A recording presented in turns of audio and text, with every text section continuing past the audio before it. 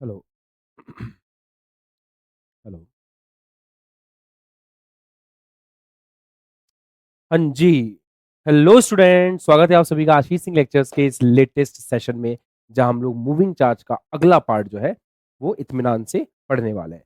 तो चलो शुरू करते हैं। लास्ट सेशन में हम लोगों ने कहाँ तक पढ़ लिया था, एक बार उसका क्विक रिवीजन कर लेते हैं। हमने ये सीखा कि अगर एक चार्ज जो है वो मैग्नेटिक फील्ड में, अगर एक चार्ज मैग्नेटिक फील्ड में लंबवत प्रवेश कर जाता है, तो लंबवत प्रवेश करने पर जो उसके ऊपर फोर्स लगता है वो उसको गोल गोल गोल गोल घुमाने का काम करता है। मतलब अगर v जो है वो b के लंबवत है तो गोल गोल घुमाएगा, अगर v b के समांतर या v के प्रति समांतर है तो फिर चुंबकीय क्षेत्र उसके ऊपर कोई भी फोर्स नहीं लगाएगा। ठीक है, चलो तो ये फर्स्ट पोर्शन हो गया था। अब अपन सेकंड पोर्शन की तरफ आगे बढ़ते हैं। अब हमारा जो आवेश है वो किसी कोण पर प्रवेश करेगा चुंबकीय क्षेत्र में। चलो लिखो, जब आवेश चुंबकीय क्षेत्र से थीटा कोण पर प्रवेश करता है। सेकंड केस, जब आवेश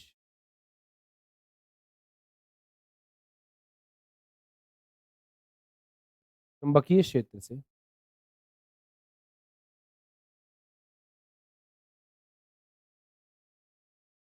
जब आवेश चुंबकीय क्षेत्र से थीटा कोण पर प्रवेश करता है।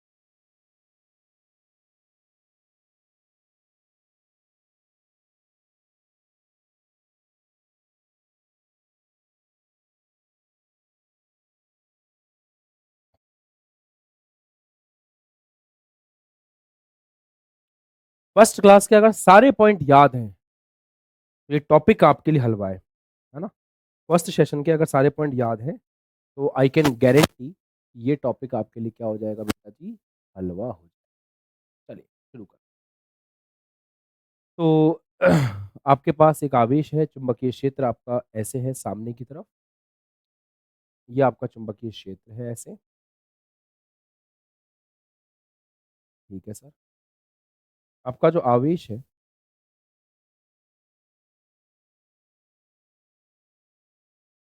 वो ऐसे किसी वेग v से प्रवेश कर रहा है ऐसे, और वेग v जो है वो इसके साथ थीटा कोण बनाए हुए है। अब ऐसे तो मैं नहीं समझ पाऊंगा कि यहाँ पे कहानी क्या हो रही है, क्योंकि जब भी ऐसे कोई एंगल होता है ना तो जज करना बहुत मुश्किल होता है। तो ऐसे तो मैं जज नहीं कर पाऊंगा, तो मैं एक काम करता हूँ, इसको घटक के अंदर तोड़ देता हूँ। घटक के अंदर तोड़ने का मतलब, मैं इसका घटक लेता हूँ चुंबकीय क्षेत्र की तरफ, और वो घटक होगा v cos थीटा। मैं इसका घटक लेता हूं चुंबकीय क्षेत्र के लंबवत, और वो घटक होगा v sin थीटा। इसको बोलते हैं चुंबकीय क्षेत्र के समांतर घटक, तो इसको v पैरेलल ऐसे बोल सकते हैं। ये है चुंबकीय क्षेत्र के लंबवत घटक, तो इसको v लंबवत बोल सकते हैं। अगर मेरा बच्चा इस बात को समझता है कि सर v cos थीटा के कारण चुंबकीय क्षेत्र आवेश के ऊपर कोई भी बल नहीं लगाएगा। क्यों? सिद्धांत हम जानते हो, अगर आपका आवेश और आपका चुंबकीय क्षेत्र एक ही डायरेक्शन में है तो ऐसे केस में कोई बल लग ही नहीं सकता। पर हाँ, ये जो v साइन थीटा है, इस v साइन थीटा के कारण ये चुंबकीय क्षेत्र इस पे बल जरूर लगाएगा। क्या मैं उस बल की डायरेक्शन निकाल सकता हूं? सर बिल्कुल निकाल सकते हो। आपको दो पेन की जरूरत पड़ेगी इसके लिए।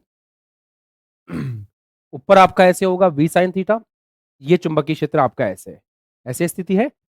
v साइन थीटा ऊपर है बेटा, इसको तो भूल जाओ, ये तो इसके कारण तो बल लगेगा नहीं। ये v साइन थीटा ऐसे ऊपर है, ये चुंबकीय क्षेत्र है। तो v की तरफ उंगलियां कर दो, b की तरफ घुमाओ, b की तरफ उंगलियां कर दो, b की तरफ घुमाओ।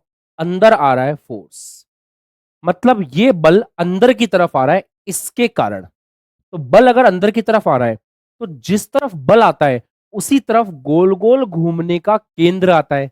याद करो, जब बल ऊपर था तो गोल गोल घूमने का केंद्र ऊपर था। इलेक्ट्रॉन पे अपन ने एग्जांपल समझा था, बल नीचे था तो उसके गोल गोल घूमने का केंद्र नीचे की तरफ था। तो यहां पर जो बल लग रहा है, v आपका ये रहा, b आपका ऐसे बल अंदर लग रहा है, तो यहाँ पे गोल गोल घूमने का जो केंद्र आएगा, ऑब्वियस सी बात है गोल गोल तो घूमेगा ही। गोल गोल घूमने का जो केंद्र आएगा, कलर कौन सा लूं, ये देता हूँ। गोल गोल घूमने का जो केंद्र आएगा वो केंद्र अंदर की तरफ आएगा ऐसे। मतलब ये ऐसे घूमेगा, यूं ऐसे गोल गोल घूमेगा ऐसे। क्योंकि इसमें जो फोर्स लग रहा है ना वो क्रॉस की फॉर्म में लग रहा है। मैं ऐसे लिख सकता हूँ कि जो फोर्स लग रहा है वो क्रॉस की फॉर्म में लग रहा है।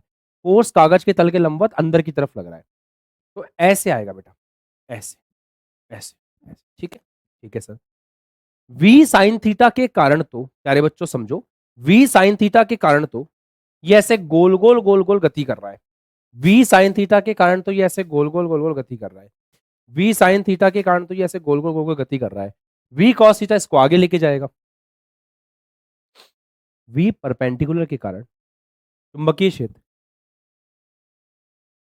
सॉरी बेटा, वी परपेंडिकुलर के कारण चुंबकीय क्षेत्र इस पे ऐसे अंदर की तरफ बल लगा रहा है। तो ये गोल गोल ऐसी गति कर रहा है। और वी कॉस थीटा के कारण ये आगे की तरफ बढ़ेगा। तो वी कॉस थीटा के कारण अगर ये आगे की तरफ बढ़ा, वी कॉस थीटा के कारण अगर ये आगे की तरफ बढ़ा तो इसकी गति ऐसी होती जाएगी। इस प्रकार की गति करता हुआ आगे बढ़ेगा। मतलब ये ऐसे भी गोल गोल घूमता जाएगा और आगे भी बढ़ता जाएगा। जो ये गोल गोल घूम रहा है उसकी जो त्रिज्या है उसको अपन कैसे लिख सकते हैं, सोचो सर। वो लास्ट डेरिवेशन में निकल करके आया था ना, लास्ट डेरिवेशन में त्रिज्या क्या निकल करके आई थी? क्या मेरे बच्चे को किसी को भी याद है? हाँ sir, M V by Q भी आई थी। एम वी बाई क्यू भी आई थी। हाँ, एम वी बाई क्यू भी आई थी ना। हाँ सर, यही आई थी। क्या यहाँ पे पूरी तरह से वी को यूज करना है? सर वहां पर गोल गोल चलाने में वी की भागीदारी थी। यहां पे गोल गोल चलाने में किसकी भागीदारी है? सर वी परपेंडिकुलर की भागीदारी है। तो यहाँ पे वी नहीं आएगा बेटा, यहाँ पे इस डेरिवेशन में वी परपेंडिकुलर आएगा। ठीक है, मैं ऐसे बोल सकता हूं कि वी परपेंडिकुलर गोल गोल घुमा रहा है एक तरह से। मतलब ये वृत्तीय गति करवाएगा, वृत्ताकार गति करवाएगा। तो ये कौन सी गति करवाएगा? वृत्ताकार गति। और वी पैरेलल क्या करवाएगा बेटा? सोचा आपने इसके बारे में? वी पैरेलल कौन सी गति करवाएगा? वी पैरेलल करवाएगा आपकी रेखीय गति, ये आगे लेके जाएगा। वो गोल गोल घुमाएगा और मेरे बच्चों ये आगे लेके जाएगा। सिंपल है, बिल्कुल सिंपल है सर। और डेरिवेशन भी कर दूं, ये कैसे आया? अभिकेंद्रीय बल, मेरी जरूरत नहीं है, सेम लॉजिक है। वहां पे क्या था? वहां पे ऐसा था, अभिकेंद्रीय बल था क्यू वी बी, ये चुंबकीय बल था क्यू वी बी। यहाँ पे होगा क्यू परपेंडिकुलर बी। क्यों? क्योंकि वी परपेंडिकुलर का एंगल बी के साथ में 90 डिग्री है। ठीक बात है। वहां पे M V square by R को, M V square by R को क्यू वी बी के बराबर किया था। बिल्कुल यहां भी करेंगे, पर क्यू परपेंडिकुलर होगा। जहां जहां पे उधर वाले केस में वी था, वहां वहां पे इधर वाले केस में क्यू वी परपेंडिकुलर होगा। ये आ जाएगा। बस अब सेम डेरिवेशन सबके लिए कर लेना, कोई दिक्कत नहीं है। टाइम पीरियड का फॉर्मूला भी बिल्कुल वैसे निकल के आया जैसे वहां आया था, कोई फर्क आएगा नहीं उसमें। वी से भी कट जाता है तो 2 पाई m अपॉन क्यू बी, ये आ जाएगा।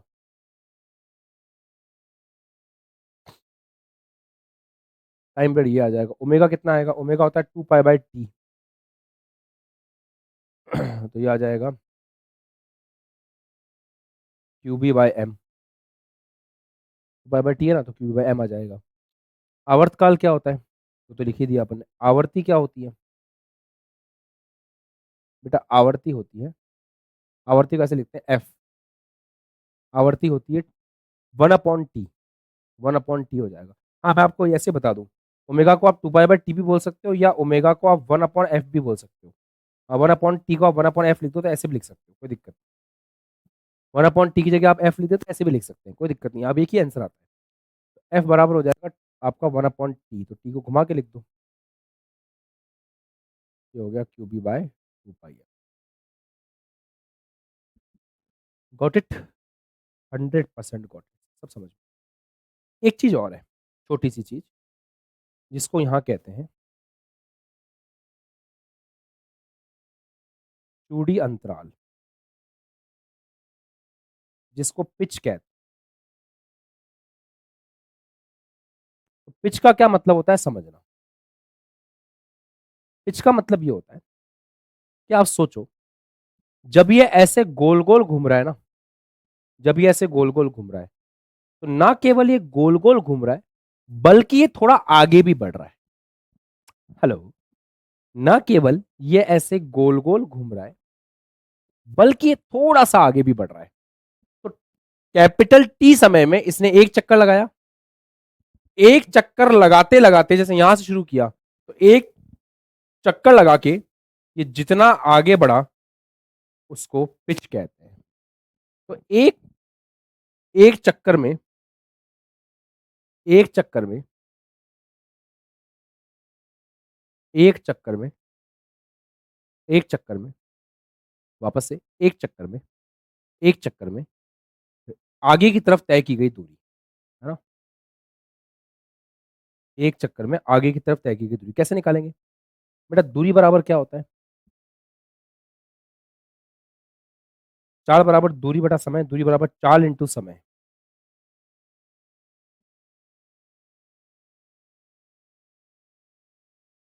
आपको यही चेक करना है ना कि कैपिटल टी टाइम में एक चक्कर में वस्तु कितनी आगे बढ़ी, यही चेक करना है। हाँ सर, तो कैपिटल टी टाइम में आगे लेके कौन जा रहा है उसको?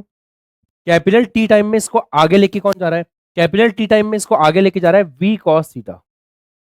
तो आगे लेके जाने वाली चाल कौन सी है? V cos theta. कितने समय में आपको चेक करना है सर? एक चक्कर में। एक चक्कर में समय कितना लगता है? Capital T. तो ये कितना आगे बढ़ा एक चक्कर में, इसको चेक कैसे कर सकते हैं? आगे की तरफ वेग कितना था और समय कितना लग रहा है। वेग है वी कॉस थीटा, समय है कैपिटल टी।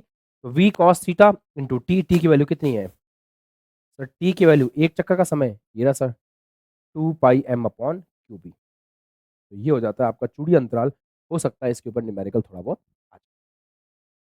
ठीक है बेटा, तो ये वाली कहानी है, इसमें कुछ टफ नहीं है। इसमें बस एक चीज है कि वी एक एंगल के ऊपर आपका आवेश प्रवेश किया था, एंगल पे प्रवेश किया अपन, इसके दो घटक कर दिए, V cos theta V sine theta. V sine theta के कारण बल अंदर लग रहा है, मतलब ये ऐसे इसको अंदर की तरफ गोल गोल घुमाएगा। वी कॉस थीटा इसको आगे लेके जाएगा, तो अंदर गोल गोल घुमा रहा है, आगे भी जा रहा है। इस प्रकार की गति को बोलते हैं हेलिकल मोशन। इस प्रकार की गति को क्या बोलते हैं? Helical motion. और इस गति को बोलते हैं हिंदी में कुंडलिनी गति, सांप की तरह से है कुंडली बनाते हुए। इस प्रकार की गति को बोलते हैं कुंडलिनी गति। तो आवेश अगर एक कोण पे प्रवेश करता है तो किस प्रकार की गति करता हुआ पाया जाता है? आवेश अगर एक कोण पे अंदर जाएगा तो वो कुंडलिनी गति करता हुआ पाया जाता है। ठीक है, डन। ये एक छोटा सा टॉपिक था जो उससे संबंधित था। अब हम आगे बढ़ रहे हैं और हम एक नए टॉपिक को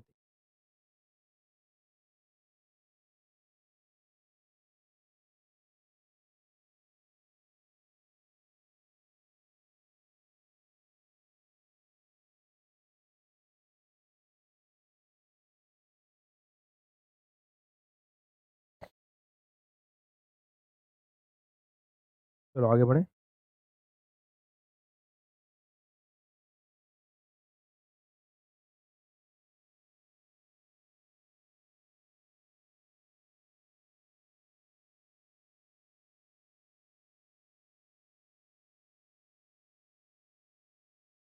चलो देखो, अब आप पढ़ने जा रहे हो बायो सावर्त का नियम।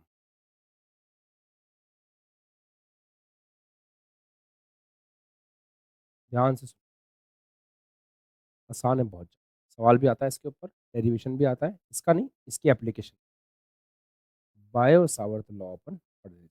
बड़ा आसान, बड़ा मस्त, बड़ा धमाकेदार। बायो सावर्त नियम ये कहता है कि मान लो आपके पास एक बहुत लंबा वायर है, ऐसे बहुत लंबा तार है। उस लंबे से तार में आपने एक करंट बह रही है, आपने एक छोटा सा अल्पांश लिया डीएल, ऐसे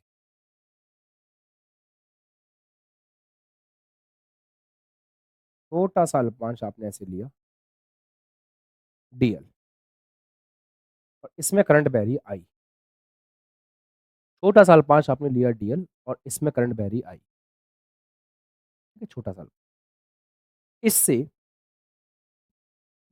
स्मॉल आर दूरी पर एक पॉइंट पी है और थीटा कोण पर एक पॉइंट पी है। स्मॉल आर दूरी पर एक पॉइंट पी है और थीटा कोण पर एक पॉइंट पी है। अब इस पॉइंट पर अपन को कैलकुलेट करना है चुंबकीय क्षेत्र। तो इस छोटे से डीएल के कारण इस पॉइंट पर जो छोटा सा चुंबकीय क्षेत्र होता है वो किस किस चीज के समानुपाती होता है चेक करना। वो धारा के समानुपाती होता है कि इसके अंदर से कितनी धारा बह रही है। वो डीएल के समानुपाती होता है कि आपने कितना बड़ा अल्पांश लिया है। वो साइन थीटा के समानुपाती होता है। डीएल डीटी लिख दिया हमने गलती से, डीएल डीएल के समानुपाती होता है, साइन थीटा के समानुपाती होता है।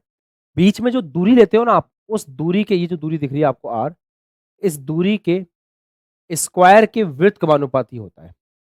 जब इन सभी चीजों को आपस में कंबाइन करते हैं तो डीबी निकल करके आता है समानुपाती किसके, ideal sine theta upon R square. यहां से मेरे बच्चों अगर आप ये प्रोपोर्शनलिटी का साइन हटा दो तो एक कांस्टेंट आता है mu naught upon 4 pi ideal sine theta upon R square. आपको बस इतना याद रखना है कि ये एक कांस्टेंट है और ये जो कांस्टेंट है म्यू नॉट 4 पाई, इसकी वैल्यू होती है 10⁻⁻⁷। कितनी वैल्यू होती है? 10⁻⁻⁷। तो इस हिसाब से म्यू नॉट की वैल्यू क्या हुई?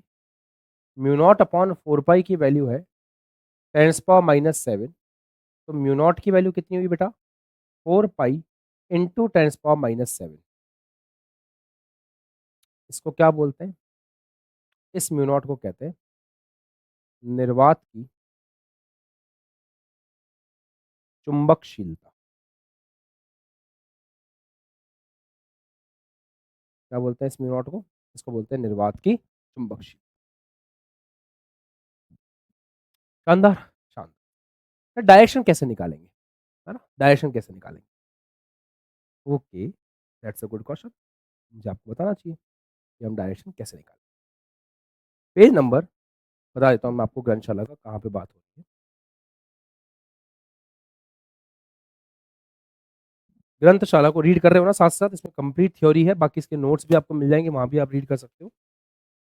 ये बात हो रही है पेज नंबर 4.5 पे ग्रंथशाला में। निकालो।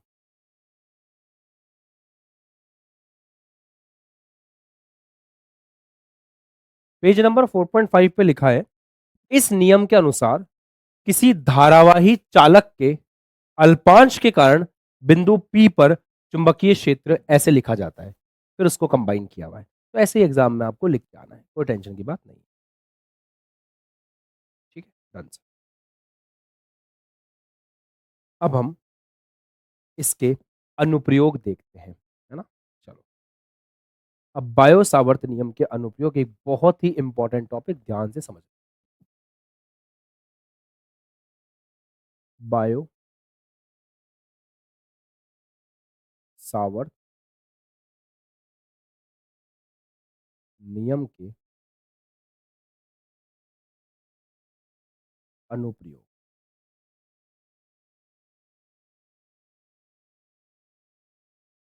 चलो देख,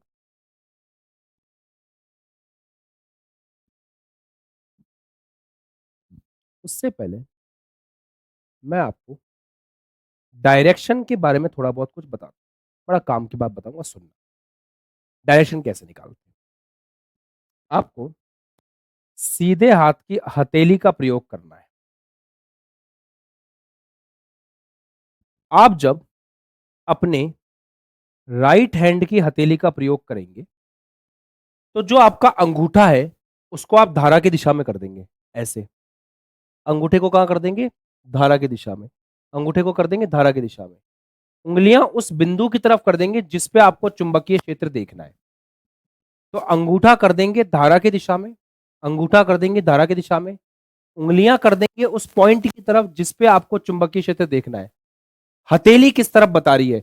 सर हथेली अंदर की तरफ बता रही है। तो ये जो आपकी हथेली होगी, ये जिस तरफ, ये हथेली आपकी जिस तरफ बता रही हो वो आपका चुंबकीय क्षेत्र होगा। तो हथेली ऐसे क्रॉस बता रही है तो चुंबकीय क्षेत्र ऐसे क्रॉस के रूप में। ठीक है, तो और एक्सप्लेन करो थोड़ा सा, करते हैं बेटा। जैसे मान लो, यहाँ करता हूँ। जैसे मान लो ऐसे करंट बह रही है, ऐसे करंट बह रही है। अब आपको ऊपर के किसी पॉइंट पे चेक करना है, तो करंट की डायरेक्शन में अपना अंगूठा कर दो, ऐसे कर दिया सर। आपको ऊपर किसी पॉइंट पे चेक करना है, तो ऊपर की तरफ उंगलियां खोल दो, जिस पॉइंट की तरफ चेक करना है उंगलियां खोल दो। हथेली बताइए कि चुंबकीय क्षेत्र, तो बाहर आ रहा है चुंबकीय क्षेत्र, मतलब इस पॉइंट पे चुंबकीय क्षेत्र ऊपर डॉट के फॉर्म में होगा, यहां भी चेक करोगे डॉट के फॉर्म में, और कहीं भी चेक करोगे डॉट के फॉर्म में, और कहीं भी चेक करोगे डॉट के फॉर्म में, और कहीं भी चेक करोगे डॉट के फॉर्म में, और कहीं भी चेक करोगे डॉट के फॉर्म। दूसरा देखें, हथेली उंगलियां कर दिया आपने करंट की डायरेक्शन में, हथेलियां कर दिया आपने नीचे, नीचे वाले पॉइंट पे चेक करना है, तो जिस पॉइंट की तरफ चेक करना है उस पर उंगली कर दो।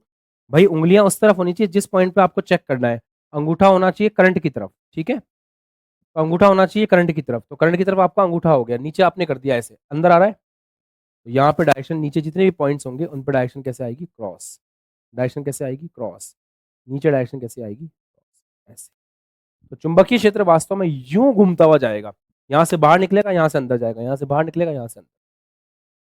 फील आ रहा है,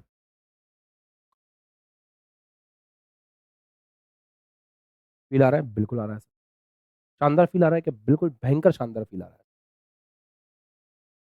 बहुत बढ़िया। इसको वेक्टर फॉर्म में भी लिख सकते हैं वैसे तो अपन चाहें तो, है ना, पर ठीक है, नीड नहीं है अभी उसका, आगे बढ़ते हैं। हाँ, तो मैं अनुप्रयोग सिखा रहा था। पहला अनुप्रयोग है, वृत्ताकार धारावाहिक कुंडली के केंद्र पर चुंबकीय क्षेत्र।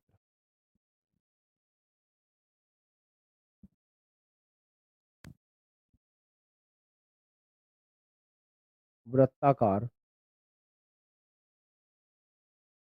धारावाही कुंडली के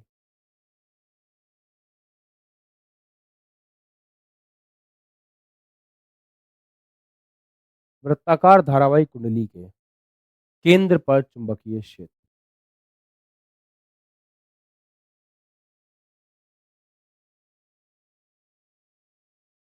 केंद्र पर चुंबकीय क्षेत्र,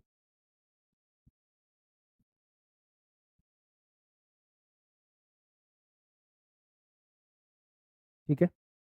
ग्रंथशाला में अलग तरीके से लिखा हुआ है थोड़ा सा, मैं ये डेरिवेशन अलग तरीके से करा रहा हूं।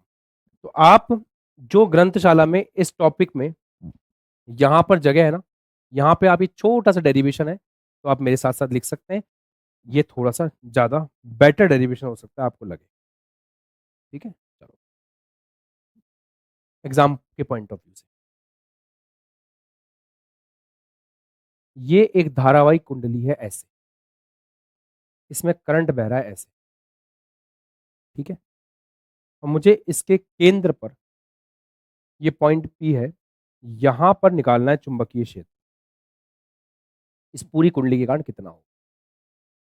इस कुंडली की त्रिज्या मान लो कैपिटल आर है, तो मैं क्या करूंगा, मैं यहाँ एक छोटा सा अल्पांश लूंगा ऐसे, ऐसे एक छोटा सा अल्पांश लूंगा डीएल, जिसमें करंट कितनी जा रही है, आई, इसके कारण इस पॉइंट पर चुंबकीय क्षेत्र लिखूंगा। पर ये जो छोटा सा अल्पांश है, ध्यान से देखना, ये छोटा सा अल्पांश जो है, छोटा सा अल्पांश जो है, ये कितना एंगल बना रहा है, 90 डिग्री का एंगल बना रहा है ये वाला। अगर मैं फॉर्मूला लगाऊं, छोटे से अल्पांश के कारण छोटा सा चुंबकीय क्षेत्र, तो अल्पांश डीएल के कारण केंद्र पर, केंद्र पी पर बायो सावर्त के नियम द्वारा चुंबकीय क्षेत्र कैसे लिख सकते हैं, बायो सावर्त के नियम द्वारा, बायो सावर्त नियम द्वारा, बायो सावर्त नियम द्वारा चुंबकीय क्षेत्र, तो बायो सावर्त नियम द्वारा चुंबकीय क्षेत्र कैसे लिखा जा सकता है, बेटा ये तो छोटा सा अल्पांश है डीएल, इसके कारण छोटा सा चुंबकीय क्षेत्र कैसे लिखते हैं, डीबी बराबर mu naught upon 4 pi, I current तो आई है, डीएल एंगल कितना है चुंबकीय क्षेत्र और डीएल वेक्टर में, अपॉन आर स्क्वायर। यहां पर आर जो है मेरे हिसाब से वो कैपिटल आर होना चाहिए, क्योंकि बीच की दूरी कैपिटल आर है। एंगल कितना लिखें, देखो ये थीटा किसके बीच का एंगल है, वैसे तो ये थीटा एंगल है डीएल वेक्टर व आर वेक्टर के मध्य, पर जो डीएल वेक्टर की डायरेक्शन अपन लेते हैं ना, वो अपन करंट की डायरेक्शन लेते हैं। तो वास्तव में करंट की डायरेक्शन और जिस पॉइंट पे आप चेक कर रहे हो उसको मिलाने वाली जो लाइन है उसके बीच का एंगल है। यहां पर करंट की डायरेक्शन इस पॉइंट पे ऐसे है, इसको मिलाने वाली रेखा, इस पॉइंट से मिलाने वाली रेखा के बीच में एंगल कितना बन रहा है, 90 डिग्री। तो यहां पे वास्तव में साइन के साथ वैल्यू कितनी आएगी, 90 डिग्री। साइन के साथ वैल्यू कितनी होगी बच्चों, 90 डिग्री। साइन 0 0, साइन 91, तो ये हो गया डीबी बराबर mu naught upon 4 pi ideal upon R square. कोई दिक्कत, कोई परेशानी? नहीं सर, कोई परेशानी नहीं है। ये तो छोटे से अल्पांश के कारण चुंबकीय क्षेत्र आया है, इतने से अल्पांश के कारण। मुझे अगर पूरी कुंडली के कारण निकालना है तो मुझे इस छोटे से चुंबकीय क्षेत्र का समाकलन कर देना चाहिए। हाँ सर, तो पूरी कुंडली के कारण चुंबकीय क्षेत्र, पूरी कुंडली के कारण केंद्र पर, पूरी कुंडली के कारण केंद्र पर चुंबकीय क्षेत्र कैसे लिखेंगे पूरी कुंडली के कारण? बेटा पूरी कुंडली के कारण ऐसे लिखेंगे कि बी इंटीग्रेशन हो जाएगा डीबी का। तो डीबी के इंटीग्रेशन का मतलब क्या हुआ, म्यू नॉट अपॉन 4 पाई का इंटीग्रेशन हुआ है आइडियल अपॉन आर स्क्वायर के लिए। अब क्या करना है, म्यू नॉट अपॉन 4 पाई, सब कुछ कांस्टेंट है, बाहर आ जाएगा। तो mu naught upon 4 pi constant है, करंट उसके लिए कांस्टेंट है, आर स्क्वायर कांस्टेंट, अंदर क्या बचेगा डीएल। इस डीएल का समाकलन होगा DL DL DL DL DL DL DL DL DL DL DL DL DL, ऐसे छोटे छोटे डीएल जोड़ते जाओगे तो आपको पूरी रिंग, ऐसे छोटे छोटे डीएल जोड़ते जाओगे तो ये जो पूरी रिंग है आपको इसकी पूरी परिधि प्राप्त हो जाएगी। तो ऐसे केस में डीएल का जो इंटीग्रेशन होगा, इंटीग्रेशन ऑफ डीएल हो जाएगा 2 पाई कैपिटल आर के बराबर, है ना? बिल्कुल सर। तो यहां से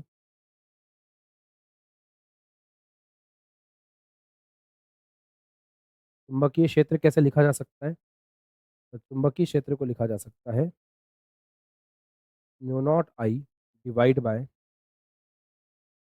4 पाई आर स्क्वायर, और इंटीग्रेशन ऑफ डीएल है ना, तो इंटीग्रेशन ऑफ डीएल को अपने लिख दिया 2 पाई आर। आर से बेटा एक आर कैंसिल हो गया, टू से बेटा टू कैंसिल हो गया, पाई कैंसिल हो गया, तो ये आ गया mu not I upon 2 × are.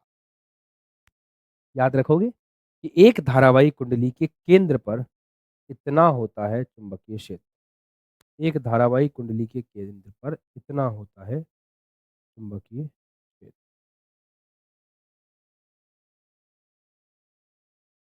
एक धारावाही कुंडली के केंद्र पर इतना होता है चुंबकीय। ये गोला नहीं है, ये एक कुंडली है। कुंडली का मतलब सिंपल एक कॉइल है, ऐसे गोल कॉइल, ये सिंपल एक कॉइल है। बेटा डीएल ये एक रिंग है, तुम्हें लग रहा है ये गोला है, नहीं ये रिंग है, ऐसी रिंग, ऐसी रिंग है। तो इस रिंग का छोटा सा डीएल लिया है, तो पूरा डीएल जोड़ोगे तो इस रिंग की परिधि आएगी। वलय है, वलय, रिंग, कुंडली। गोला कब बोला मैंने, गोला कब बोला बेटा, कुंडली बोला है ना। कुंडली का मतलब होता है कॉइल, कॉइल का मतलब होता है सिंपल तार जिसको गोल घुमा रखा है।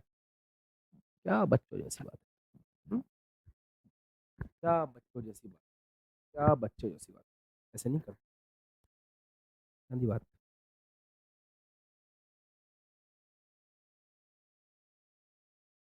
ठीक है।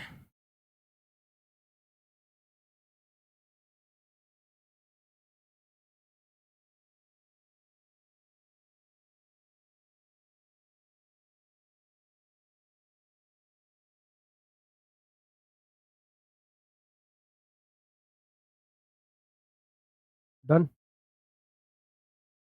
आगे बढ़े। अब एक बहुत इंपॉर्टेंट डेरिवेशन करने जा रहे हैं जिसके एग्जाम में आने के चांस बहुत हाई होते हैं, बहुत हाई मतलब बहुत ही ज़्यादा हाई। तो अपनी ग्रंथशाला ओपन करके बैठें। ग्रंथशाला के अंदर काफ़ी सारी चीज़ें हैं जो आपको बताई जाएंगी। तो अपनी ग्रंथशाला ओपन करके बैठे, पेज नंबर 4.7 निकाल लें।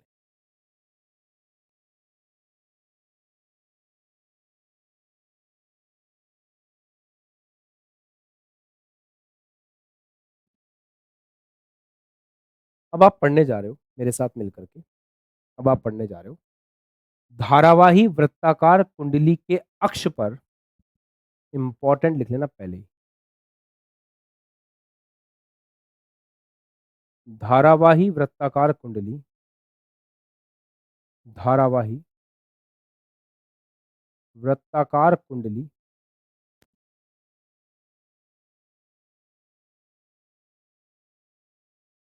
के अक्ष पर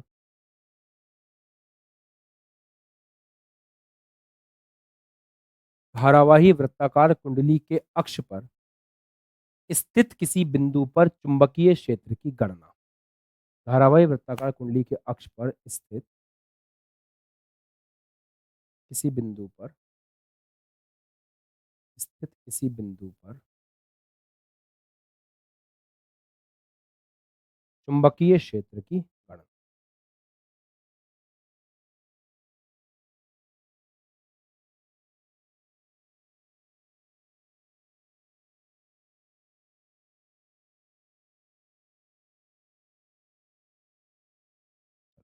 करें?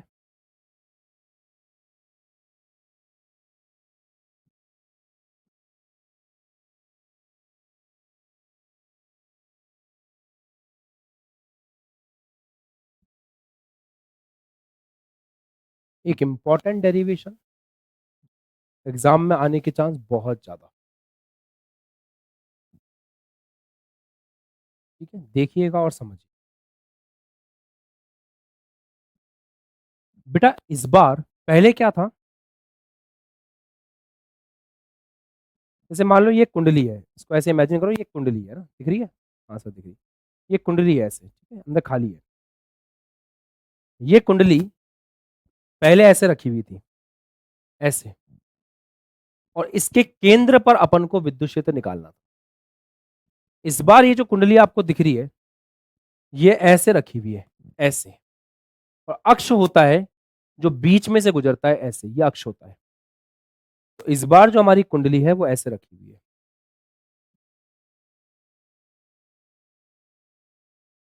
ऐसे रखी हुई है, और जो अक्ष गुजर रहा है वो ऐसे गुजर रहा है, ये अक्ष, ये अक्ष, ठीक है। इस पर एक पॉइंट है, इस पर अपन को चुंबकीय क्षेत्र की गणना करनी, ये अक्ष,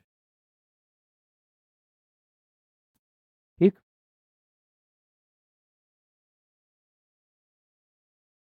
करंट इसमें ऐसे जा रही है, यूं, ऐसे करंट जा रही है, और ऐसे अंदर जा रही है, अंदर से बाहर आ रही है, ऐसे करंट जा रही है। सर ये करंट कैसे जा सकती है? करंट ऐसे जा सकती है, ऐसे बैटरी लगी हुई है यहाँ, उससे करंट जा रही है ऐसे, ठीक है।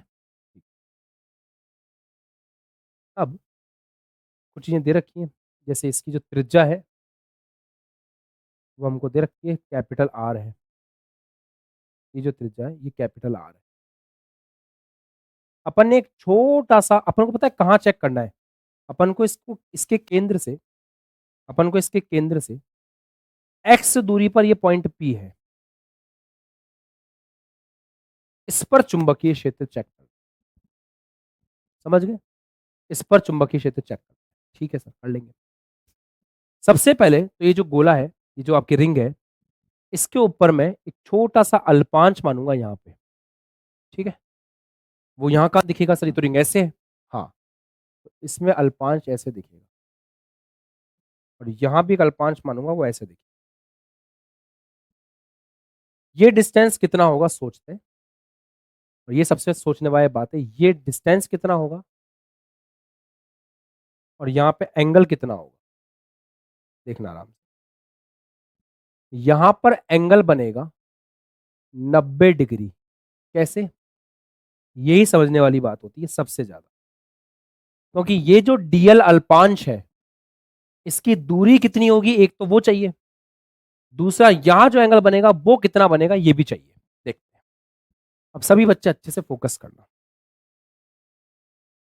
ये जो आपका रिंग है, इस रिंग से अगर मैं, ये छोटा सा अल्पांश है, इस अल्पांश से देखना, ये अल्पांश है, ये रिंग है। अब मैं आपको बेस्ट एक्सप्लेन करने की कोशिश करता हूँ। ये रिंग है, इस रिंग का मैंने एक छोटा सा अल्पांश ले लिया ऐसे, ये अल्पांश है। अब रिंग को हटा देता हूँ, अल्पांश को रख लेता हूँ, ये अल्पांश है। अब एक्सिस कहां पर है सोचना, ये रिंग है, ये इसका अल्पांश है। एक्सिस कहां पर है, सेंटर से पास हो रही है, यहां कोई पॉइंट है, उसको मिलाएंगे, ये डिस्टेंस देखना था, ठीक है। अब देखना, ये अल्पांश है, ऐसे वो पॉइंट आ रहा है, ये देखो ऐसे ये पॉइंट आ रहा है। अब ये पॉइंट ऐसे आए, कैसे भी आए, सोचो ये एंगल कितना बन रहा है, ध्यान से देखो। सर ये एंगल तो 90 डिग्री बन रहा है, तो यहां पे जो एंगल होता है वो 90 डिग्री होता है। सर ये 90 डिग्री इस डायग्राम में फील क्यों नहीं हो रहा मेरे को?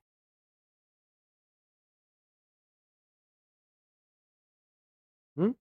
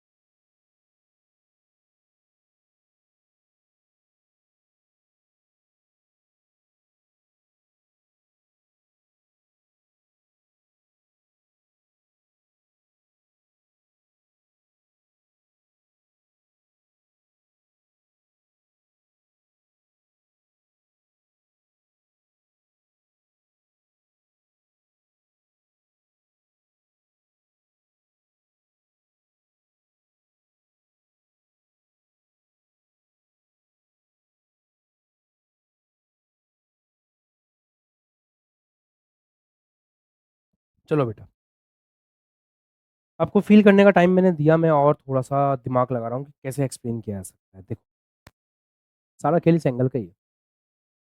मेरे बच्चे को समझ में आना चाहिए 90 कैसे हुआ, ये तो क्या मतलब मेरे पढ़ाने का। देखो, इमेजिन करो, ये जो रिंग है वो ऐसे है, ये रिंग ऐसे है, ठीक है, रिंग ऐसे है। इस रिंग का एक अल्पांश लो, तो इस रिंग का मैंने एक छोटा सा अल्पांश लिया, मान लो ये मेरा हाथ, ये इस रिंग का एक छोटा सा अल्पांश है। ये रिंग ऐसे है, आवाज आ रही, ठीक है। ये रिंग ऐसे है, मैंने छोटा सा अल्पांश लिया, मेरा हाथ, ये मेरा हाथ, इसका अल्पांश है, ये अल्पांश है, ये अल्पांश है, ऐसे ये अल्पांश है। अब अगर मैं एंगल चेक करता हूं, ये अल्पांश है, इसका एंगल चेक करता हूं, तो यहां पे ऐसे एंगल आएगा, देखो आप, ये अल्पांश, ये लाइन, ये अल्पांश, ये लाइन, ऐसे एंगल चेक होगा। ये देखो कितना आ रहा है, 90 डिग्री। कितना आ रहा है, 90 डिग्री। बेटा वापस देखो, ये रिंग है, इस रिंग के ऊपर एक छोटा सा अल्पांश लो, मान लो ये मेरी उंगली है, ये छोटा सा अल्पांश है, अब इसको हटा दूं, अब ये मेरी उंगली है, इससे यहां पे एक्सिस था, ये लाइन आ रही है, ध्यान से देखो ये एंगल कितना है, 90 डिग्री, ऐसे, ठीक है। दूरी कितनी होगी, इस लाइन की दूरी कितनी होगी पता है? 90 डिग्री कौन सा एंगल है, इस लाइन का इससे एंगल 90 डिग्री, ये एंगल 90 डिग्री है। यहाँ एक और ट्राइंगल बन रहा है अंदर, उस ट्राइंगल में ये भी 90 डिग्री है। ये मैं सुना सर, दो 90 डिग्री हो गया तो ये 180 डिग्री हो गया, तो क्या हो गया, ऐसा नहीं है। ये किसके बीच का एंगल, ये तो है ना, बात समझने की है, देखो ध्यान से। ये रिंग ऐसे है, तो ये जो अल्पांश है उसका इससे जो एंगल है, ये 90 डिग्री है। पर ये जो रिंग है ऐसे, इस रिंग का वो जो पॉइंट है उसको मैं इधर लेके आया, फिर मैं सेंटर पे गया, फिर मैं ऊपर लेके गया, तो ये जो एंगल है ये अलग ट्राइंगल है। इस ट्राइंगल में ध्यान से देखना, इस ट्राइंगल में ये ट्राइंगल बन रहा है, इस ट्राइंगल में ये 90 डिग्री है, ये कर्ण है, ये आधार है, ये लंब है। अब वो 90 डिग्री कौन सा जो मैं समझा रहा हूं, ये ट्राइंगल हो गया। अब इधर जो अल्पांश है ऐसे, उस अल्पांश का इस लाइन से जो एंगल है वो 90 डिग्री है। मेरे डांस करने से अगर आपको टॉपिक समझ में आता है तो मैं ऐसे ही डांस कर सकता हूं, कोई दिक्कत नहीं। बट आपको समझ आना चाहिए कि एक्चुअल में कौन सा एंगल 90, ये दो एंगल 90 कैसे आ गए यहाँ पे, ये आपको फील आना चाहिए। सोचिए, आराम सोचिए, मैं एक बार फिर समझाऊंगा।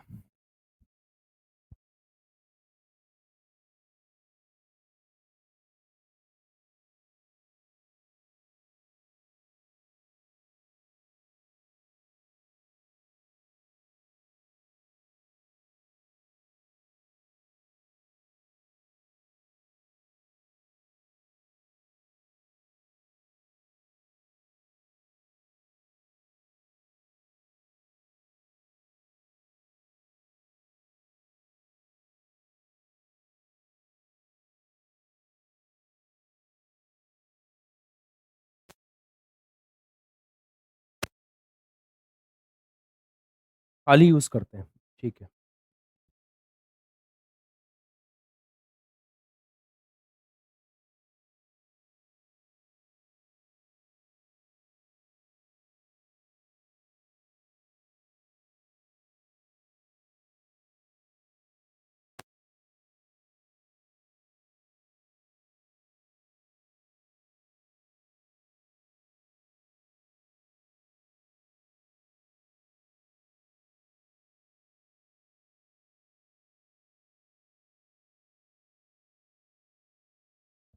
चलो मैंने थाली मंगवाई है, उसे समझाता हूँ।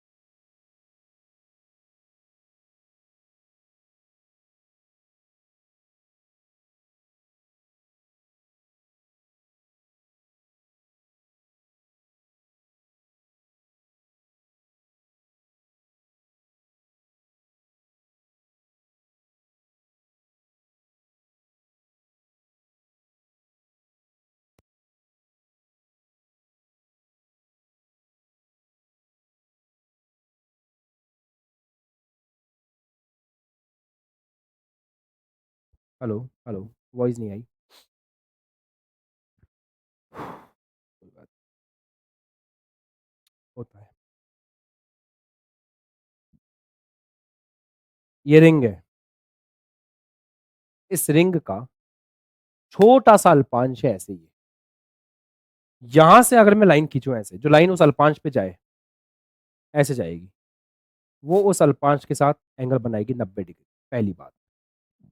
फिर ये अल्पांश है, अल्पांश को केंद्र से मिलाऊं, कैपिटल आर, फिर यहां से आऊं एक्स डिस्टेंस, तो ये जो ट्राइंगल बन रहा है ये एक अलग ट्राइंगल है। ये जो ट्राइंगल बन रहा है ये अलग ट्राइंगल है।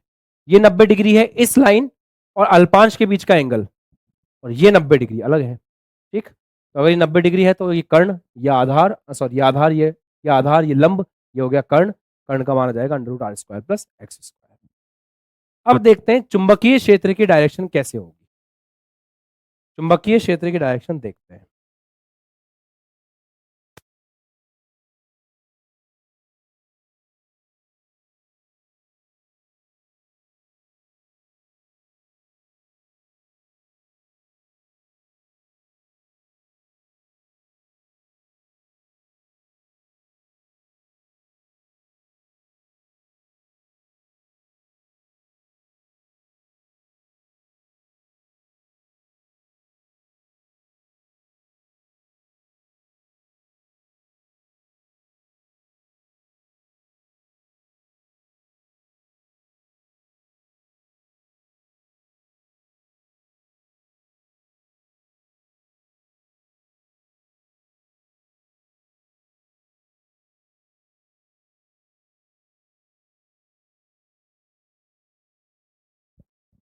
आ गया समझ में? ठीक है। अभी फिर वॉइस चली गई होगी। मैंने समझा दिया बेटा, थाली से भी समझा दिया, थोड़ा तुम दिमाग में लगाते रहो। अब करंट की डायरेक्शन देखो, ऐसे करंट जा रही है, तो करंट ऐसे है, यूं है करंट, ध्यान देना यूं है करंट। ये जैसे ऐसे है करंट, ऐसे है करंट, यूं जा रही है करंट ऐसे। अब करंट यूं जा रही है तो करंट की डायरेक्शन में अंगूठा कर दो। जिस पॉइंट पे तुमको चुंबकीय क्षेत्र चेक करना है उस पॉइंट पे उंगली कर दो ऐसे। हथेली बताएगा चुंबकीय क्षेत्र की डायरेक्शन। क्या ये फॉर्मूला पता है? क्या ये फॉर्मूला पता है? करंट ऐसे फ्लो कर रही है, तो जो आपका अल्पांश है उसमें से करंट ऐसे जा रही है, ये रही करंट। भूल गए? करंट की डायरेक्शन में उंगलियां कर दो पॉइंट की तरफ, करंट की डायरेक्शन में अंगूठा कर दो पॉइंट उंगलियों की तरफ कर दो, हथेली बताती है। अरे वाह, मजा आ गया। तो करंट कैसे जा रही है? ऐसे। तो करंट की डायरेक्शन में, करंट की डायरेक्शन में अंगूठा कर दो। जिस पॉइंट की बात हो रही है उस पॉइंट की डायरेक्शन में उंगली कर दो, हथेली बताएगी चुंबकीय क्षेत्र को। तो इस लाइन के लंबवत,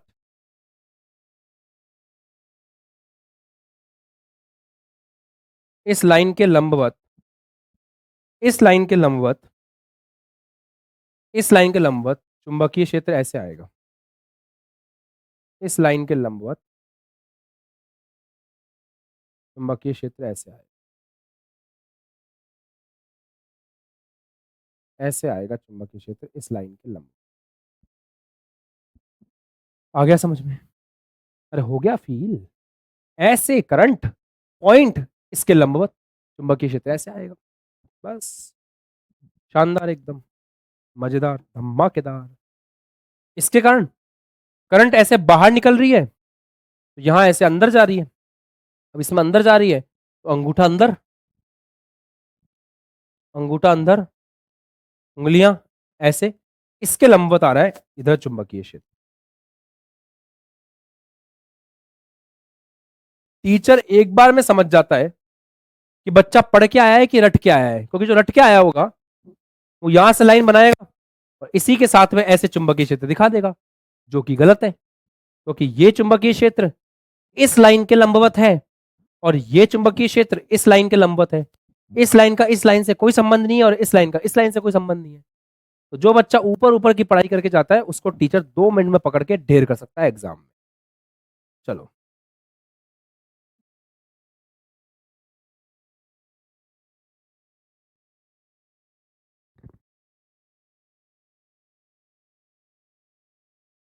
ये एंगल फाई होगा, ये एंगल भी फाई होगा, ये एंगल फाई होगा, ये एंगल भी फाई होगा। ये तल क्षैतिज के साथ जितना कोण बनाता है, इस तल का लंबवत वर्टिकल के साथ भी उतना ही कोण बनाएगा। ये मैथमेटिक्स है, छोड़ो तुम इसको, बस याद रखो। अब देखते हैं आगे। इसका एंगल की तरफ, डीबी का एंगल की तरफ आता है कॉस, तो ये आ जाएगा डीबी कॉस फाई, और इसका इधर आएगा डीबी साइन फाई।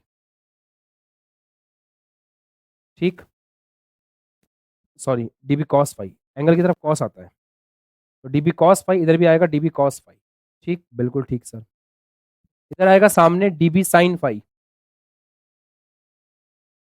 इसका भी आएगा एंगल के अपोजिट साइन, तो डीबी साइन फाई, पता है ना एंगल के अपोजिट साइन आता है। ठीक है, क्या होगा बेटा? डीबी कॉस फाई कैंसिल हो जाएगा, डीबी साइन थीटा ऐड हो जाएगा। तो जो नेट चुंबकीय क्षेत्र आएगा, नेट चुंबकीय क्षेत्र आएगा, वो सामने की तरफ आएगा, डीबी साइन फाइव का इंटीग्रेशन आएगा, डीबी साइन फाइव का इंटीग्रेशन आएगा। तो नेट चुंबकीय क्षेत्र जो आएगा, मैं बोल सकता हूं कि वो डीबी साइन फाइव का इंटीग्रेशन आएगा। अभी तो आपने एक छोटा सा अल्पांश लिया, ऐसे बहुत सारे अल्पांश लोगे तो ऊपर जितने भी अल्पांश आएंगे उनका डीबी ऐसे आएगा, नीचे वालों का ऐसे आएगा, फिर वो जुड़ेगा, तो डीबी साइन फाइव का ये आएगा। अब डीबी लिखते हैं, डीबी कैसे लिखेंगे? चलो यहाँ लिखते हैं डीबी, फिर अगले पेज पे बस इंटीग्रेशन करना है। डीबी कैसे लिखेंगे? इस छोटे से अल्पांश के कारण यहाँ पे चुंबकीय क्षेत्र, पहली बात, mu naught ideal, mu naught upon 4 pi ideal, current तो आई है, अल्पांश भी डीएल है, साइन एंगल कितना देंगे? सर ये अल्पांश ऐसे है और जिस पॉइंट पे अपन चेक कर रहे हैं उस पॉइंट के साथ में एंगल 90 डिग्री है, तो यहाँ पे आएगा 90 degree, divide by R square. R का मतलब क्या है? बीच की दूरी का स्क्वायर, अल्पांश से उस पॉइंट के, अल्पांश से उस पॉइंट की बीच की दूरी का स्क्वायर, तो अल्पांश ये रहा, बीच की दूरी कितनी है ये रही सर, तो under root R square plus under root capital R square plus x square का होल स्क्वायर। ये आप डीबी को ऐसे लिख सकते हैं। आगे लिखें इसको और, चलो लिखते हैं। तो डीबी बराबर होगा mu naught upon 4 pi ideal sine 90 one होता है, तो ये सिंपल हो जाएगा ideal R square plus x square का अंडर रूट है, तो ये सिंपल हो जाएगा R square plus x square, ऐसे लिख सकते हैं। ये आ गया डीबी। अब बी निकालना है, ये तो डीबी आया है ना, ये तो डीबी आया, बी चाहिए आपको। बी होगा इंटीग्रेशन, इसको पहले और थोड़ा सा सही कर लें, या इसको सही करने की जरूरत है क्या? मेरे हिसाब से तो नहीं है, सही लग रहा है, बिल्कुल सही लग रहा है, कुछ नहीं करना। इसको इक्वेशन 1 कह देते हैं। चलो, अब बी बराबर होगा इंटीग्रेशन डीबी, तो इंटीग्रेशन डीबी साइन फाई, सही कह रहा हूँ क्या? बिल्कुल सही सर, साइन फाई तो है। तो नेट आएगा वो डीबी साइन फाई का इंटीग्रेशन आएगा। अभी अभी यही तो सीखा। चलो डीबी साइन फाई का इंटीग्रेशन करो। Integration DB sine phi, DB वहां से उठा लो, mu naught upon 4 pi, mu naught upon 4 pi ideal upon, ideal upon R square plus x square sine phi. ठीक है बेटा, और पूरी सतह के लिए करना है इंटीग्रेशन। आ गया? पूरी सतह के लिए ही करना है इंटीग्रेशन। चलो आगे बढ़ते हैं। बेटा मेरा मन कर रहा है कि अपन साइन फाई की भी वैल्यू पुट कर देते हैं। ठीक है, तो अपन यहाँ आते हैं। अगर नाम देना चाहो तो ये ओ हो गया, इसको ए नाम दे दो, तो पी हो गया। ट्राइंगल देखते हैं, ओ ए पी। तो अगर आप ओ ए पी नाम के ट्राइंगल को देखो, तो ओ ए पी नाम के ट्राइंगल में साइन फाई लिखो। साइन फाई का फॉर्मूला क्या होता है? लंब बटा आधार। लंब कितना है? लंब है आर, सॉरी लंब बटा कर्ण। लंब कितना है? आर। कर्ण कितना है? ये रहा, under root R square plus x square. लंब तो है आर, और कर्ण कितना है? Under root R square plus x square. सही है? सही है सर। इस साइन फाई को यहाँ पुट कर देंगे। इस साइन फाई को यहाँ पुट करेंगे तो बी बराबर आएगा integration mu naught upon 4 pi ideal divide by R square plus x square sine phi. Sine phi कितना है? R divide by under root R square plus x square. तो इसको ऐसे बोल सकते हैं अपन, integration of mu naught ideal divide by mu naught ideal into R divide by 4 pi R square plus x square की पावर 3/2। चेक करो बेटा, क्या मैंने सही लिखा है क्या? क्या तुम मेरी बात से एग्री करते हो क्या? नहीं करते तो थोड़ी देर में कर जाओगे, बट करना तो पड़ेगा। क्यों? ये लिखा है R square plus x square, नीचे ध्यान से देखना, यहाँ लिखा है R square plus x square. पड़ोस में क्या लिखा है? R square plus x square का अंडर रूट, मतलब उसको लिख सकते हैं R square plus x square की पावर 1/2। यहाँ पे इसकी पावर कितनी है? 1। इसकी पावर कितनी है? 1/2। तो ऐड करने पे कितना आ जाएगा? 1 प्लस 1/2 आ जाएगा 3/2। तो ये आ गया R square plus x square की पावर 3/2। सही है क्या? देखो, सही है क्या? आराम से देखो, फील लो बेटा, फील लो टॉपिक।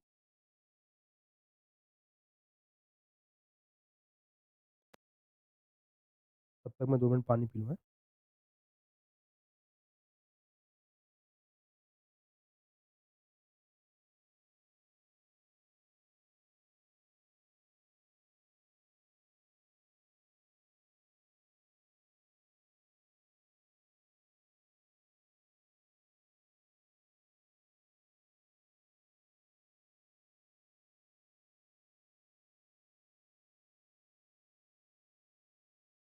शानदार, भयंकर, मजेदार, बेटा इस डीएल के अलावा मुझे सब कांस्टेंट लग रहा है इसमें। Mu nought constant, 4 pi constant, R constant, X constant, capital R constant, I constant, 3/2 constant.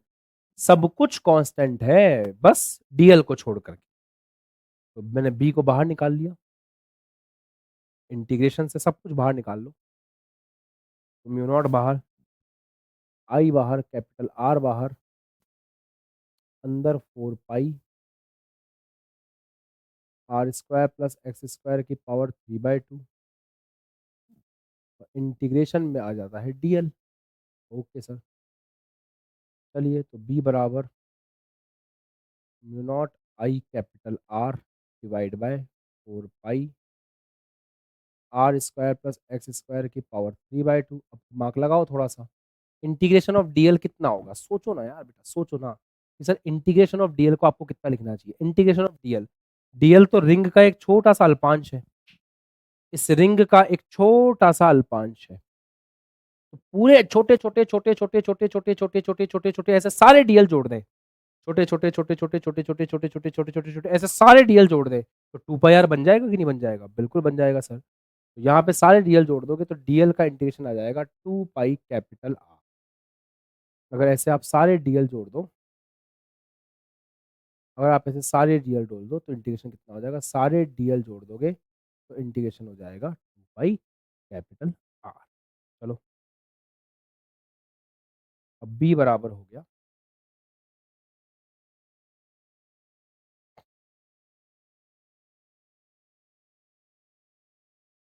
पाई से पाई गया mu not I R, mu not I R square, R into R square हो गया, divide by twice of R square plus x square की power 3।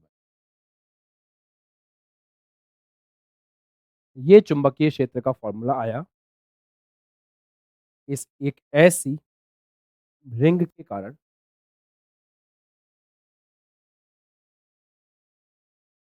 एक ऐसी ring के कारण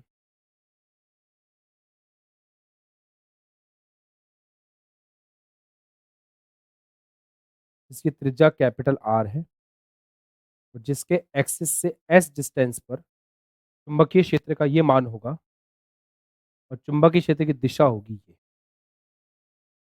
ऐसे। ठीक है यार, इसका एक स्पेशल केस बनाएं।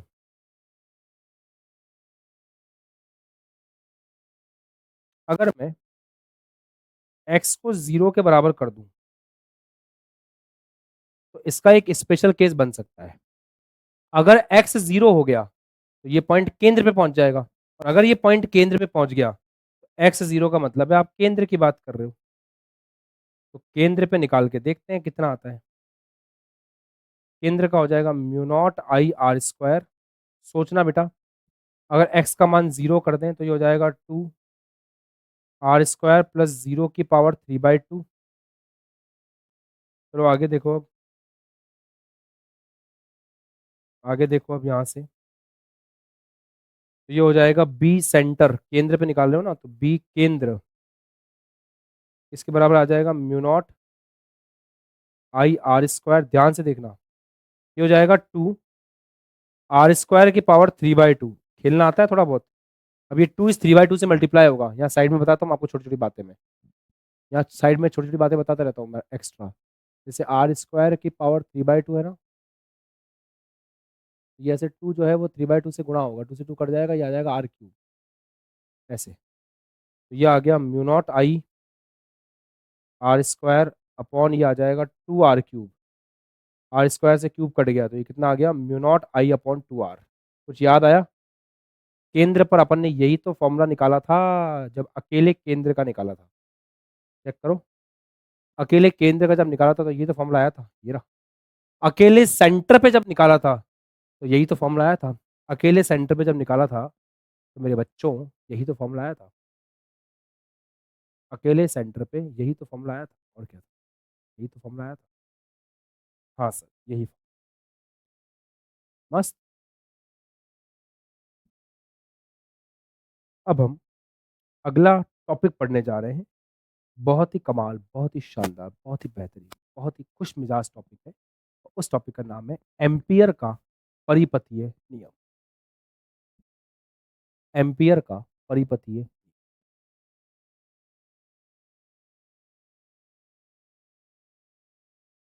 एम्पियर का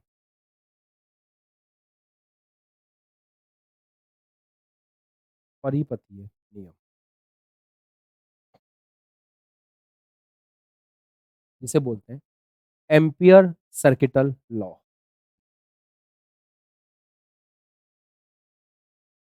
amperes circuital law, amperes circuital law मतलब एम्पियर का परिपथीय नियम। चलो एम्पियर सर्किटल लॉ लेते हैं, क्या कहता है। ये कहता है जैसे मान लो बहुत सारी करंट बह रही है, जैसे एक तार है, उस तार से ऐसे करंट बाहर आ रही है।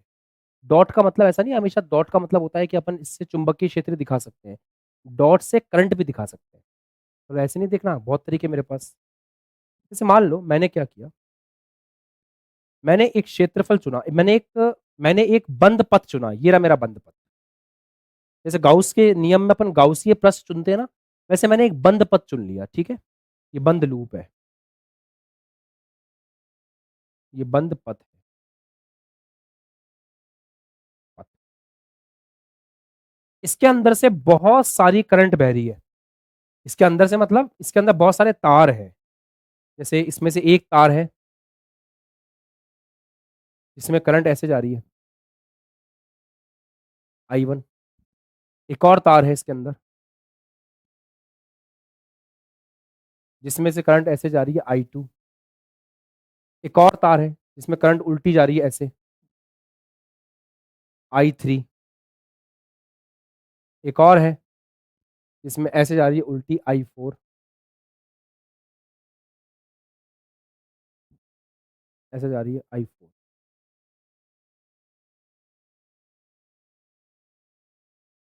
ऐसे करंट जा रही है, I। और चाहिए बस, बहुत। और ले लो।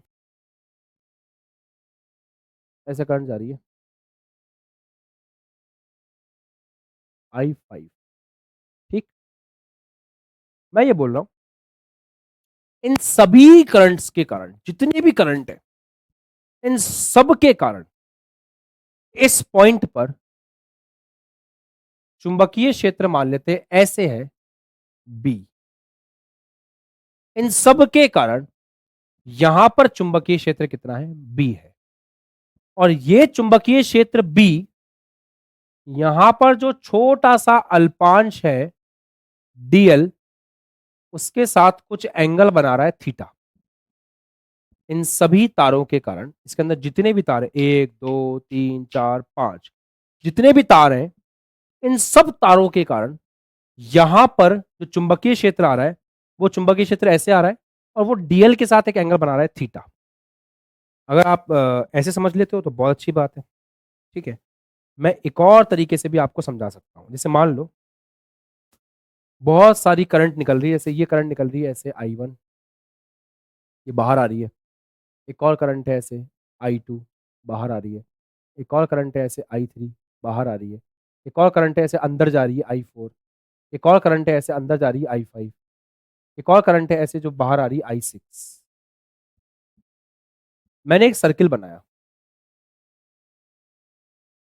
मैंने एम्पियर का एक बंद लूप बनाया ऐसे, ये मैंने एम्पियर का एक बंद लूप बनाया। इसके अंदर जितने भी तार है ना, उन सब के कारण मान लो चुंबकीय क्षेत्र ऐसे है। तो ये चुंबकीय क्षेत्र इधर के डीएल वेक्टर से कितना एंगल बना रहा है सर, थीटा एंगल बना रहा है। तो एम दोनों सेम चीजें हैं ये, लगभग लगभग, बस ये अपन ऐसे सामने से देख रहे हैं, कैसे बहुत सारे तार के गुच्छे हैं, और अपन ने ऐसे रिंग ले रखी है, हम ऐसे देख रहे हैं कि ये एक तार है जिसमें करंट ऐसे ऊपर जा रही है, ये तार है इसमें करंट ऐसे ऊपर जा रही है, एक और तार है जिसमें करंट ऐसे नीचे जा रही है, इस तरीके से। मैंने क्या किया, ऐसे एक लूप ले लिया, ये लूप ले लिया। अब सामने से देख रहे हो तो ये डायग्राम है, इसी को ऐसे देख रहे हो यूं, ये डायग्राम है। कुछ करंट आपको बाहर आती हुई दिख रही है, कुछ में से करंट आपको अंदर जाती हुई दिख रही है, कुछ में से करंट आपको बाहर आती हुई दिख रही है। इन सब के कारण चुंबकीय क्षेत्र जो दिख रहा है वो बी है, जो डीएल से थीटा एंगल बना रहा है। तो एम्पियर का परिपतीय नियम क्या बोलता है, बी डॉट डीएल का इंटीग्रेशन पूरे पथ के लिए, पूरे एम्पियर पथ के लिए, ये एम्पियर लूप कहलाता है। जैसे वहां गाउस का पथ होता था, यहाँ पे ये एम्पियर लूप कहलाता है, इसको एम्पियर पथ कहते हैं। यहाँ पे ये, यहाँ पे ये। तो integration of B dot DL बराबर होता है पूरे पथ के लिए mu not into sigma I के। सिग्मा आई का मतलब है उस बंद लूप के अंदर कितनी धारा है, उसका बीज गणितीय योग। अभी आपको समझ में आ जाएगा सब कुछ। इसको क्या बोलते हैं, इसको बोलते हैं चुंबकीय क्षेत्र का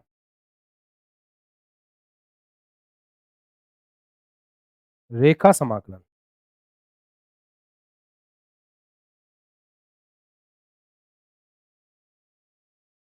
इसको क्या बोलते हैं? चुंबकीय क्षेत्र का रेखा समान। और इस सिग्मा आई का मतलब क्या है, समझना। सिग्मा आई का मतलब है एम्पियर लूप में मौजूद सभी धाराओं का बीज गणितीय योग। एम्पियर लूप में मौजूद, एम्पियर लूप में मौजूद सभी धाराओं का, एम्पियर लूप में मौजूद सभी धाराओं का, सभी धाराओं का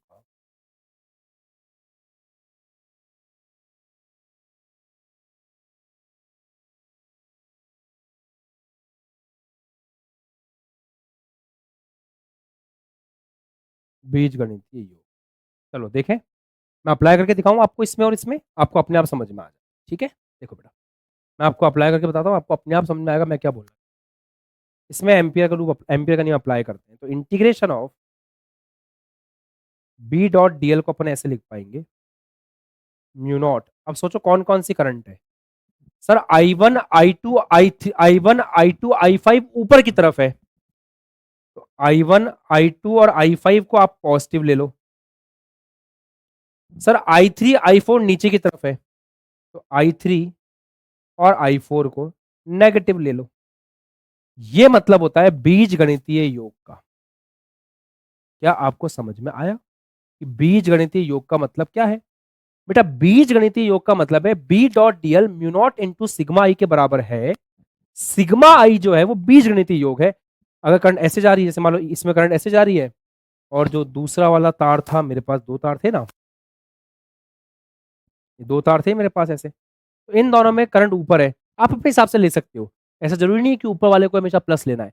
आपने अगर इन दोनों को प्लस लिया है तो इसको माइनस लेना पड़ेगा, ये लॉजिक होता है।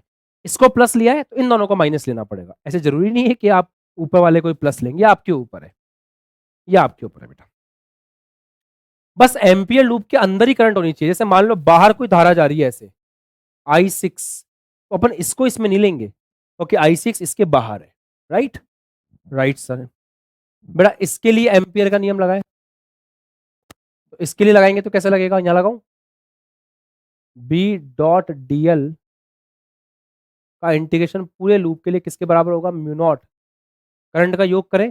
बेटा इस बाहर वाले को प्लस ले लेता हूं मैं ना मेरे हिसाब से, तो I one I two I three plus में हो गया, तो I one plus I two plus I three plus में हो गया, I four I five minus में हो गया, माइनस का आई फोर माइनस का आई,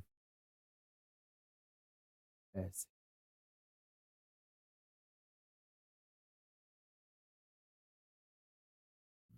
ये कहानी है बेटा, देखो आराम से।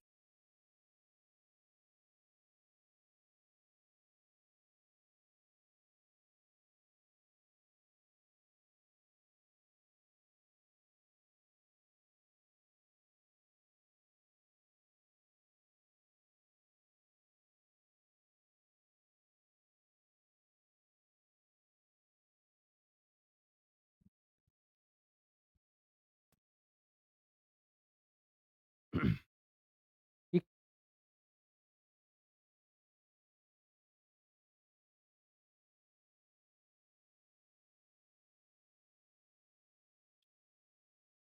आगे बढ़े, ओके।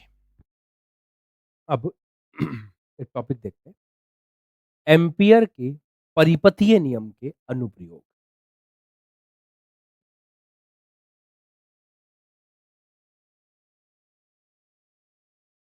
एम्पियर के परिपतीय नियम के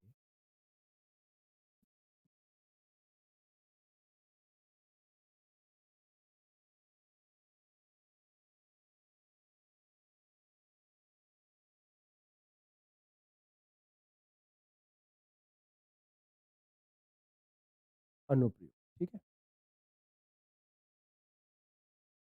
एम्पियर के परिपतीय नियम के अनुप्रयोग कैसे हैं देखना। पहला है धारावाही चालक तार के कारण चुंबकीय क्षेत्र, धारावाही चालक तार के कारण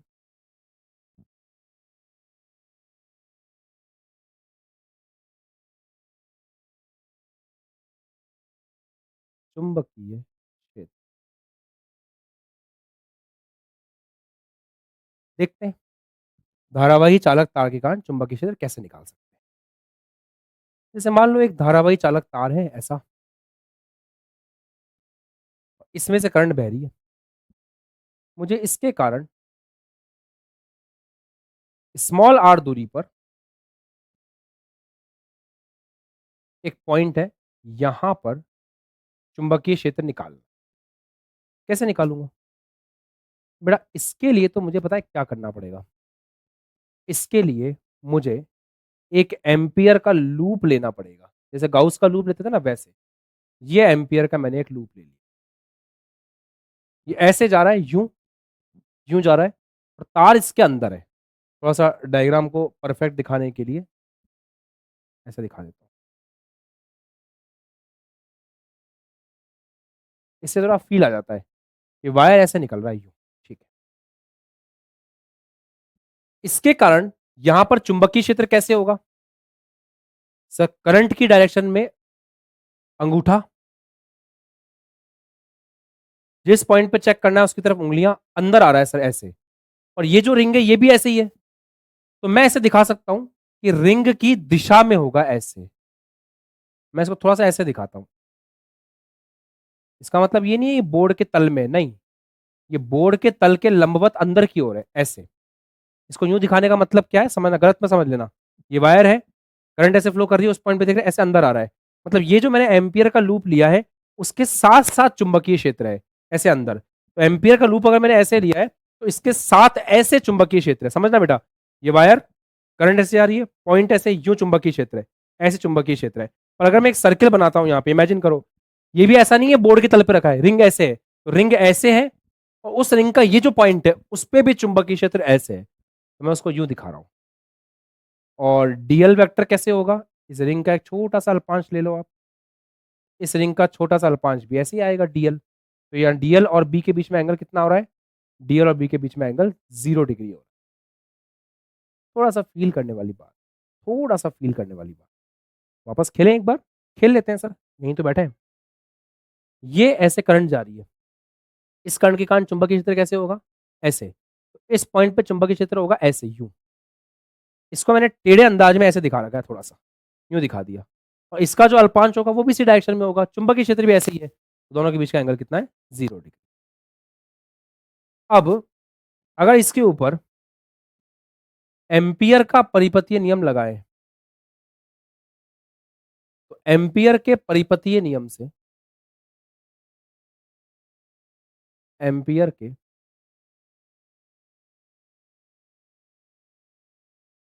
परिपथीय नियम से आप ये बोल सकते हो कि बी डॉट डीएल का इंटीग्रेशन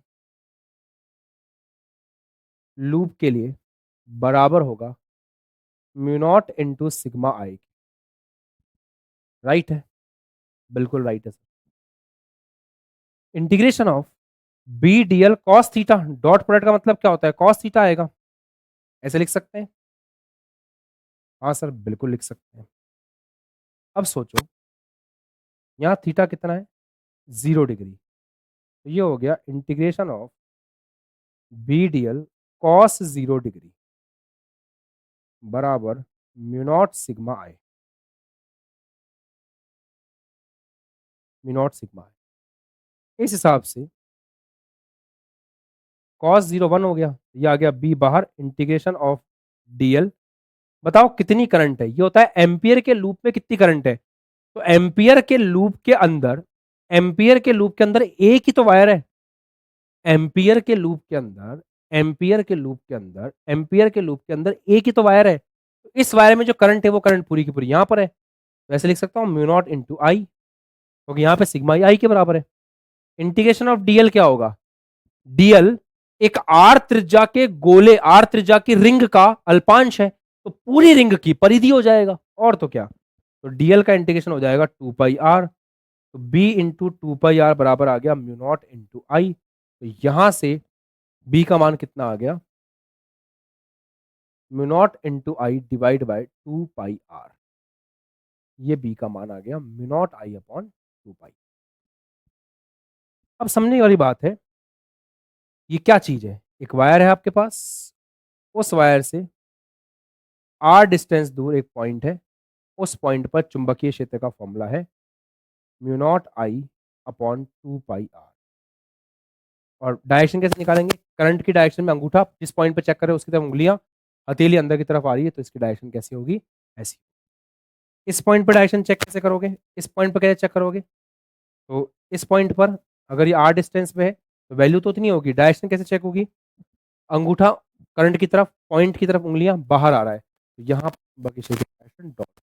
चुंबकीय क्षेत्र वास्तव में ऐसे गोल गोल है, बचपन में पढ़ते भी थे, अंगूठे को करंट की तरफ कर दो, उंगलियां घुमाओ, चुंबकीय क्षेत्र ऐसे ऐसे जा रहा है। ठीक है, तो बच्चों वाली डन, क्लियर हो गया, बोलो बेटा जी, क्लियर हो गया क्या बेटा जी।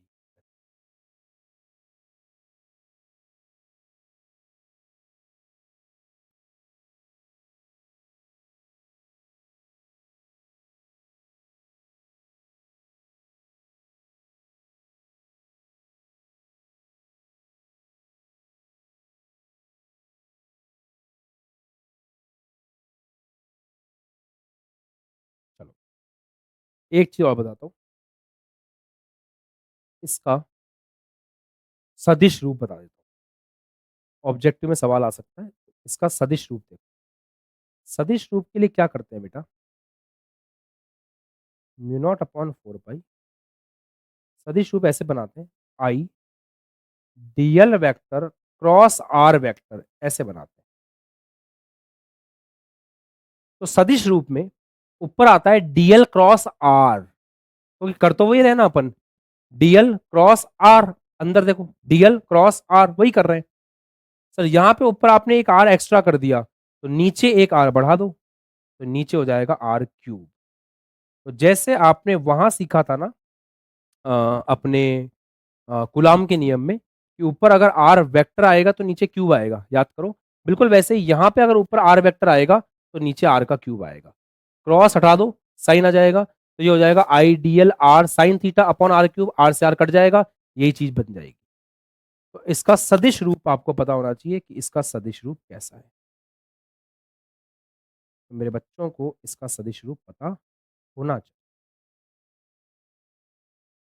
ठीक है, अब अगली क्लास में आते ही सबसे पहले जो मैंने सिखाया है उस पर बेस कुछ ऑब्जेक्टिव क्वेश्चंस करवाऊंगा, उसके बाद आगे की कहानी पढ़ाऊंगा।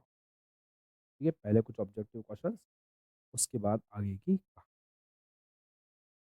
डन। तो ये अगली क्लास में आने से पहले सारे फॉर्मूले जो बताए हैं उनको याद करके आओगे आप, ठीक है, सो दैट अगले सेशन में आपको मजा आए। सारे फॉर्मूले पेपर पे लिख के याद कर लेना है, सो दैट आपको मजा आए। ठीक है बेटा, अभी थोड़ा सा थ्योरी को डेडिकेटेड रहा ये सेशन, अब अगला सेशन में अपन सवाल भी करेंगे।